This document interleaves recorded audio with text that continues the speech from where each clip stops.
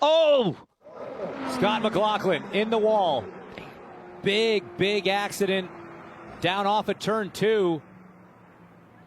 That's a huge moment for Scott McLaughlin, last year's pole sitter here at the Indy 500. Wow. Wow. Looked like a massive impact when we went straight to the cockpit shot there for Scott McLaughlin.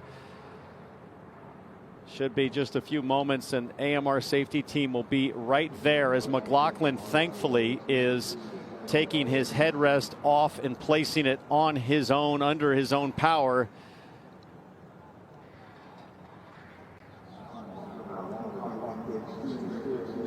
Disconnects the air hose, makes his way out of the car, and that is relieving to see for Scott McLaughlin, who joined us up here yesterday, just taking a moment to catch his breath and gather his thoughts.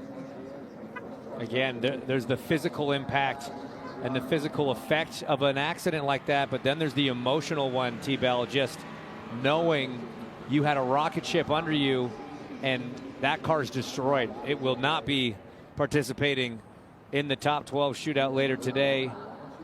And anytime you're ripping the suspension and the tethers, those Kevlar tethers that you saw dangling there, that gives you some idea of how big the hit was. Yeah, it's military-grade Kevlar within those things. They're designed not to break off. It tells you everything you need to know about the ferocity of that impact.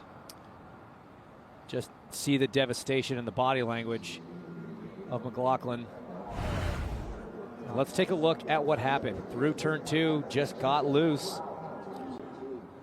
Stayed after the power for a while as he got backwards to try to do what he could to spin the car around and ideally keep it off the wall. But guys, the left rear just pogoed. It's still in the air. It hasn't landed yet. There it is. Wow. That is a yard sale of an accident. Debris everywhere. And this is what we were talking about at the top of the show with what happened with Marcus Armstrong yesterday. When you're pushing the limits and trying to get the feel for the car that you will have in qualifying, you are running that exact same tightrope that you do when everything really is on the line. Hey, Ryan, you and I have both been through this kind of sequence on an oval. Describe what McLaughlin is experiencing here.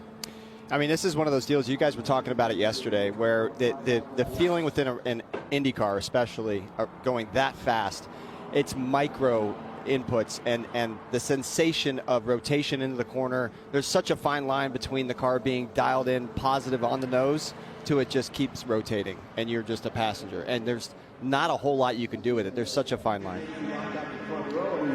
Let's listen here. I'm not quite ready for that yet. Here it is. When you watch it in real speed, it's it takes your breath away just watching it. And guys, the thing that we'd be remiss without saying at this point, right before this happened, Scott McLaughlin did go P1. Yeah.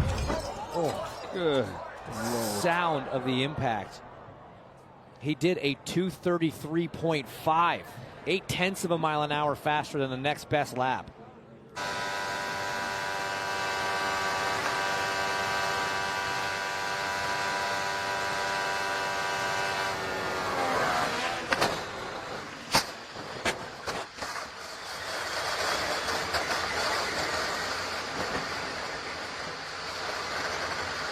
Car sliding to a stop. It's interesting, though. I'm used to hands off the wheel, crossing the chest, which is what I would normally do. Ryan, I've never seen someone grab their helmet in that way. I'm with you. I've never seen that before, and all I could think of right away was maybe it was like a response to like the Kirkwood flip, where his visor flipped open, debris coming inside the helmet. That's a great call.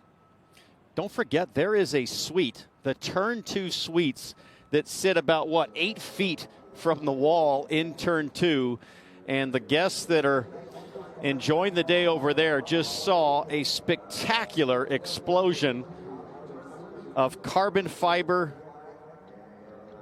steel, aluminum. I mean, just about every material you could think of. And we are reminded once again of the safety of this circuit, the safer barriers, the work that Dallara and IndyCar have done together to provide the drivers of the Indianapolis 500 with an open wheel car which is both fast but safe.